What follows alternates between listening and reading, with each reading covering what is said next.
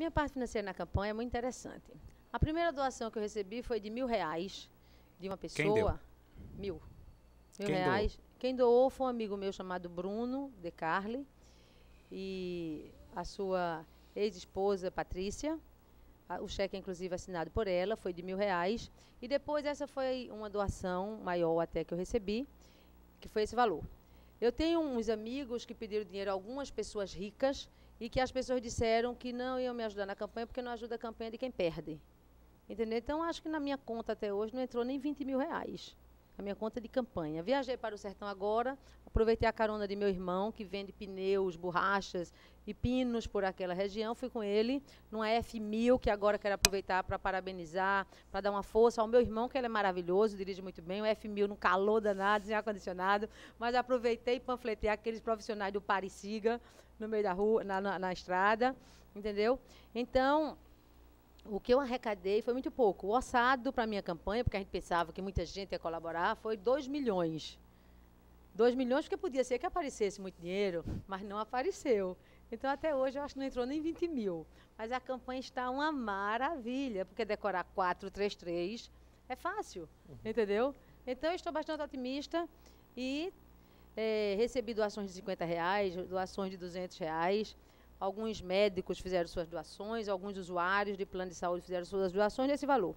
Na verdade, eu não quero doação grande, que a pessoa fique constrangida, nem quero doação grande para ninguém depois vir me cobrar, porque doou X para a minha campanha. Eu não quero cobrança, entendeu? Eu não quero problema de coluna. Eu já tenho 54 anos, já tenho osteopenia, daqui a pouco fico com a coluna pesada de tanta cobrança, então não dá. Entendeu? Quem quiser colaborar com a minha campanha, pode colaborar. Agora, não venha me cobrar uma coisa que eu não posso depois pagar. Por isso que eu não quis a ajuda do plano de saúde. Porque eu vou parar de fazer o meu trabalho e não vou. Entendeu? Então é importante a campanha, é importante que cada um vote, é importante que cada um tenha compromisso com o candidato e não se iludam com esse poder econômico que está aí apresentado. As avenidas cheias de cartazes, cheias de tanta propaganda. Se a gente tivesse o espaço democrático na imprensa e nos jornais, como esse debate hoje aqui, todo mundo saberia que eu era candidata e essa pesquisa estava lá em cima. Manuel Guimarães. Candidata, ser senador é a arte de legislar. Então, basicamente, você passa a maior parte do seu tempo votando projetos de lei ou elaborando projetos de lei. Ou participando de comissões. O que mais lhe atrai nessa vida de senador? Na verdade, o que mais me atrai não é a questão de fazer uma lei. Porque a lei em si, criar uma lei é fácil. Tem aí o ECA, como eu disse, o Estatuto do Idoso, o Estatuto da Criança e Adolescente, o Código de Defesa do Consumidor, a própria Constituição Federal. O que a gente precisa fazer é começar a fiscalizar, começar a tomar decisões nessas comissões para colocar em prática essas leis que são criadas. Nós temos uma Constituição que fala de saúde, de cidadania, de direitos humanos, de tudo. Bastava a Constituição. Então, a gente precisa colocar em prática. Para quê? Exigir e fiscalizar. A gente vê os escândalos no Senado que vão rolando. Naquela época do escândalo de Renan Calheiros, eu fiz uma representação na Câmara, na mesa diretora do Senado, para eles tomarem a providência. Não deu em nada. Então, é preciso que a gente tenha pessoas no Senado comprometidas com a cidadania. E essa é a minha proposta. Vamos voltar aqui com as organizações não governamentais. Vou começar com você. Eu esqueci de você. Começa por você. Vamos lá. Ok, então. A senhora deve ter acompanhado nos últimos meses por aí, e deve acompanhar ainda como é que está o trâmite na Câmara e no Senado sobre as mudanças no Código Florestal Brasileiro. Bom, esse código, as mudanças que estão previstas no código, que é da década de 60, a primeira elaboração dele, tem sido considerado pelas organizações da sociedade civil, sobretudo aquelas que trabalham com o campo da agricultura familiar, como um atraso no processo de preservação do meio ambiente.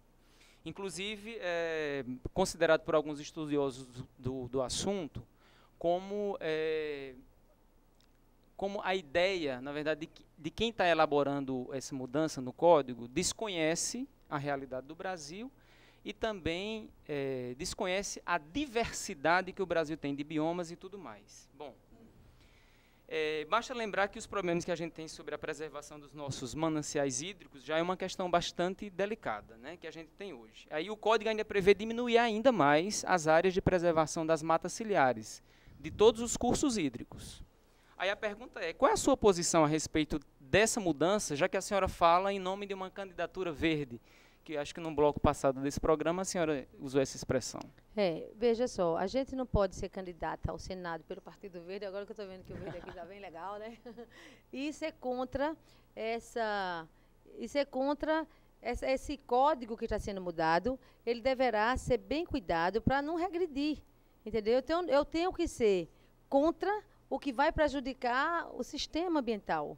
Essas propostas, inclusive o meu amigo Leslie, como eu disse, e outras organizações, eles estavam preparando já um novo anteprojeto para combater as questões que estão sendo apresentadas por esse projeto, por esse código, por essa modificação, entendeu? Então, essa modificação deste código, que vai ser, se elaborada e votada, vai ser prejudicial ao meio ambiente. A senhora sabe que já passou na Câmara, né? Sim, tá mas no falta o Senado Senado. agora. Então vai ser a minha vez, não é? É possível que chegue exatamente na hora que eu vou estar no Senado, para votar contra tudo o que for contra a natureza. Nós temos aí a destruição do mundo. É preciso que a gente lute para preservar o meio ambiente e preservar a natureza. Lígia Cabral.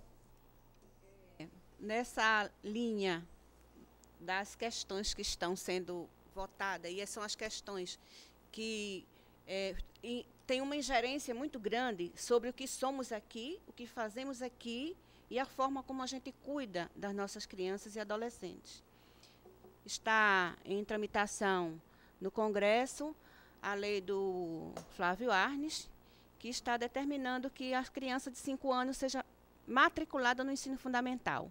Essa tem sido o grande flash mob que a gente está fazendo por dentro da Rede Nacional Primeira Infância. Nós vamos estar lá no Congresso, só por esse período agora, está em stand-by, mas a gente vai estar lá, junto aos senadores, junto àqueles que estão naquela Casa Legislativa, para modificar, pelo menos modificar essa perspectiva de que a criança de 5 anos seja matriculada no ensino fundamental, tirando a vivência dessa criança da educação infantil.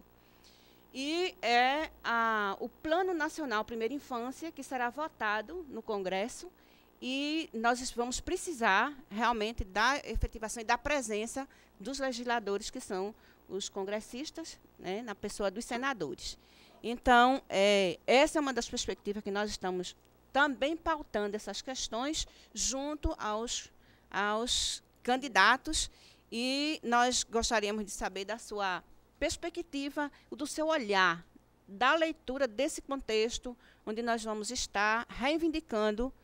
Hoje você está junto a nós, querendo estar lá, através do nosso voto, mas nós vamos estar junto de vocês lá. E o que é que vai ser feito efetivamente pelas pessoas que estão pleiteando pelo voto, estar lá no Senado? É aquilo que eu disse, o voto do senador nos grandes projetos, ele é exatamente igual ao voto do cidadão para eu chegar lá.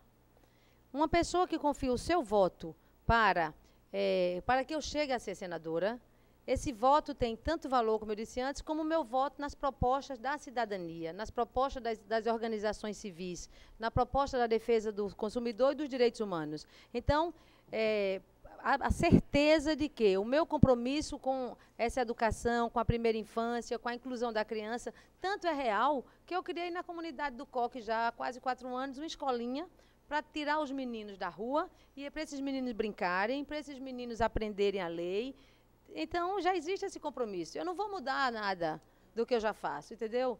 Eu já tenho essas bandeiras que elas me fazem parte do meu ser. Eu sou uma pessoa privilegiada. Meu pai já disse que tem 10 filhos e a minha forma jogou fora. Aproveitem e voltem, porque, olha, é da melhor qualidade, posso garantir. Antônio Augusto, última pergunta.